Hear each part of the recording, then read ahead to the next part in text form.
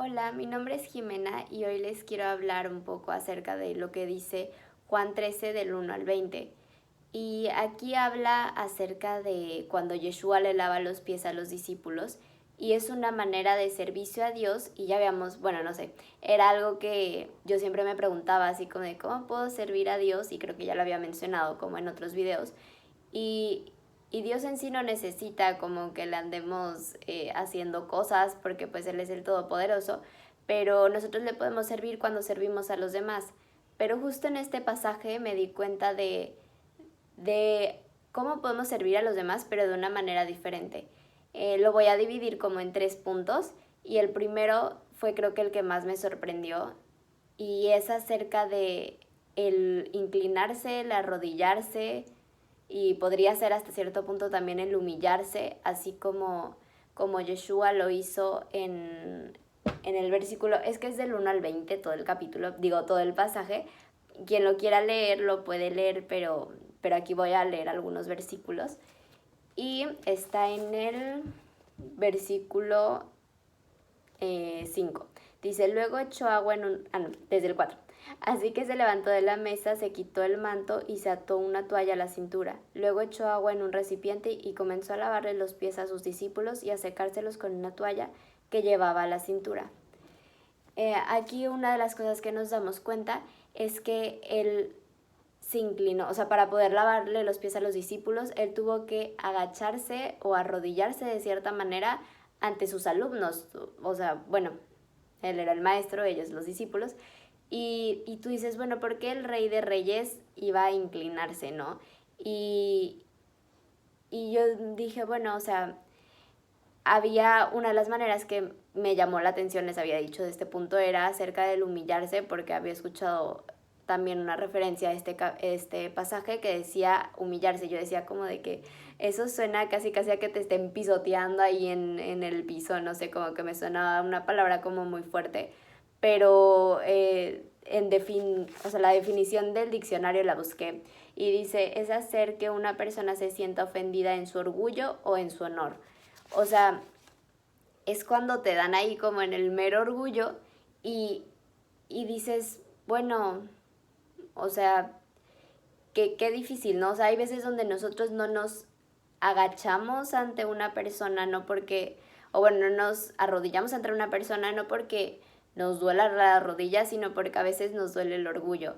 Y no estoy hablando de inclinarse de una manera de adoración, sino como el reconocer, en nuestro caso, porque Yeshua ahorita no, digo más bien no porque no tenía errores, pero en nuestro caso reconocer nuestros errores y inclinarnos no lo hacemos porque hay veces donde es, o sea, donde nuestro orgullo a veces va primero y no queremos hacer esas cosas. Él aquí nos muestra que él, siendo el Hijo de Dios, pudo hacerlo. Otra de las cosas es que el orgullo nos separa de poder tener unidad con las demás personas y una de las cosas que más Dios quiere es la unidad. ¿Y por qué digo esto? Porque hay veces cuando estamos en una discusión con una persona o en un debate, nosotros queremos defender nuestro punto y damos nuestras razones y queremos probar algo, pero hay veces donde con toda esa discusión y con todo lo que estás diciendo y con todos tus puntos, puede ser que ganes y que digas, ok, ja, te gané, ¿no? Casi, casi, pero pues hay veces donde la otra persona hay veces donde se sienten ofendidas o dicen como, ay no, o sea, ¿para qué voy a hablar con esta persona? O ya no me quiero acercar a esta persona porque cada vez que hablamos siempre él tiene que tener la razón y siempre tiene que ser de su manera y a su modo y puede ser que perdamos esa unidad con la persona porque queremos siempre tener la razón y es parte de alimentar a nuestro orgullo, de decir yo tengo la razón, yo lo sé, no yo lo sé todo, pero pues yo sé de lo que te estoy diciendo y es algo que nos separa y nos quita de la unidad. Y algo que también había visto es que pasa lo mismo con la obra que Dios tiene para nosotros o el trabajo o el propósito, no sé cómo se le pueda decir.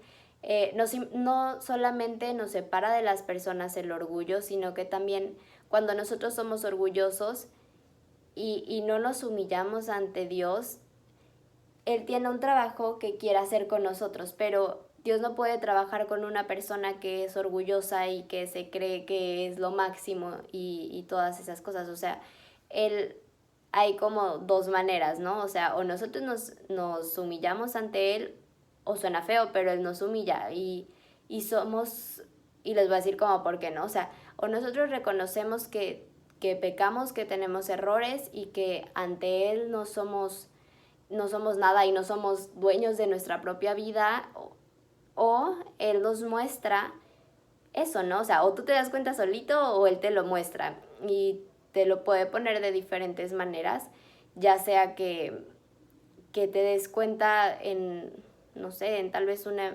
enfermedad, ahorita que estamos en la pandemia, que nosotros nos podemos dar cuenta que nuestra vida es así, ¿no? O sea, o nuestro trabajo, o sea, que nosotros tengamos el dinero que tengamos o la inteligencia que tengamos, lo que sea, la verdad es que eso no, tú no puedes controlar nada de lo que esté pasando y seas la persona más acá, hay cosas que no se controlan y es el darte cuenta de eso, ¿no? O sea, que tú no eres dueño y señor de tu vida, sino que hay alguien que está por encima de ti y hablando acerca también de lo que les decía de la unidad, es que una de las cosas que me di cuenta que hay veces donde Dios nos humilla porque nos quiere tener más cerca de Él. Yo cuando estuve enferma, había veces donde me habían puesto suero y tienes como no sé cómo se diga, como el palito donde está sostenido el suero. Y cuando me quería, no sé, levantar a caminar o lavarme los dientes o hacer otra cosa, tenía que, o sea, mi mamá o la persona que estuviera conmigo me tenía que ayudar y me tenía que mover el carrito donde estaba colgado y de cierta manera te sientes diferente porque no lo puedes hacer por ti misma, así como yo hacía mi vida normalmente y lo hago por mí, sino que tenía que depender de otra persona para hacer las cosas. Pero eso creó más unidad con las personas que me ayudaban. Y pasa lo mismo con Dios, o sea, hay veces donde Él nos pone en una circunstancia, por decir, en una silla de ruedas, donde te sientes en sí como vulnerable o de cierta forma, pero eso te hace que seas más unido a Dios. Y Yeshua pudo humillarse o inclinarse porque él sabía quién era. Y yo te pregunto, ¿tú sabes quién eres? Lo digo porque está en el versículo 3, donde dice, sabía Jesús que el Padre había puesto todas las cosas bajo su dominio y que había salido de Dios y a él volvía. Aquí está diciendo, o sea, él sabía que Dios lo había mandado y que había puesto todas las cosas en sus manos. Y, y aquí me doy cuenta, cuando una persona sabe quién es, no necesita demostrarle nada a nadie. Y, y nosotros podemos decir, bueno, ¿quiénes somos, no? Somos personas que nos equivocamos, somos personas que, pues sí, o sea, una equivocación es también un pecado, pero también otra realidad es que cuando Yeshua murió por nosotros y nos quitó todos nuestros pecados, también nos dio con él el ser hijos de Dios y también ser herederos del reino. Entonces, cuando nosotros sabemos quiénes somos, no tenemos que, o sea, Yeshua no estaba así diciendo, ay, yo soy el rey de reyes y soy el hijo de Dios y casi, pues no importa que yo me agache porque soy acá, muy acá, ¿no? No, sino que él simplemente sabía quién era y no le costó trabajo hacer ese acto de humildad porque él en su interior sabía lo que era y también las personas alrededor.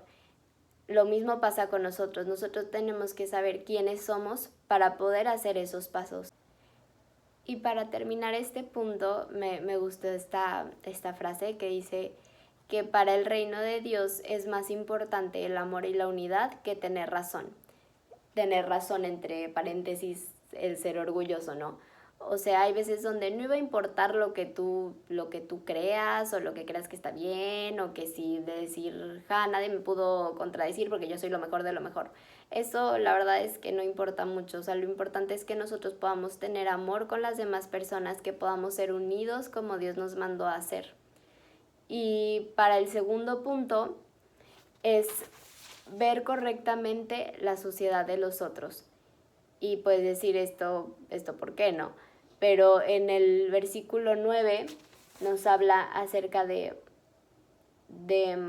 cuando Pedro le dijo a Yeshua que, bueno, mejor se los leo, dice, entonces Señor, no solo los pies, sino también las manos y la cabeza, que ahí le dice que necesita, o sea, Yeshua le dice a Pedro que necesita lavar sus pies y Pedro le dice, bueno, no solamente lávame los pies, sino también la cabeza, las manos y la cabeza. Y en el versículo 10 dice, el que ya se ha bañado no necesita lavarse más que los pies, le contestó Jesús, pues ya todo su cuerpo está limpio, y ustedes ya están limpios, aunque no todos. Y aquí le dice Yeshua que no, o sea, que él ya estaba limpio, que lo único que se necesitaba limpiar eran los pies. Y los pies, ¿por qué? Los pies era porque, a lo mismo que en la forma literal, cuando tú caminas se te ensucian los pies, en el caso, como viéndolo de otra forma, es que nosotros al caminar en la vida se nos van pegando basuritas, que sería, por ejemplo, no sé, a veces miramos cosas que no tenemos que mirar o decimos palabras o cosas que no tendríamos que decir o acciones que no tendríamos que hacer. Y todo eso se nos va pegando a los pies, pero no estamos sucios del cuerpo, porque Yeshua cuando murió en esa cruz nos limpió de todos nuestros pecados y nos limpió desde la cabeza hasta los pies. Pero lo mismo que como dice aquí en esta versión, dice, el que ya se ha bañado no necesita lavarse más que los pies. Cuando tú te bañas, te lavas de la cabeza hasta los pies, pero después sales y si estás sin zapatos y vas caminando por la casa, se te van ensuciando y se te van pegando basuritas, pero tu cuerpo está limpio, lo único que está sucio son lo que se te va pegando en los pies.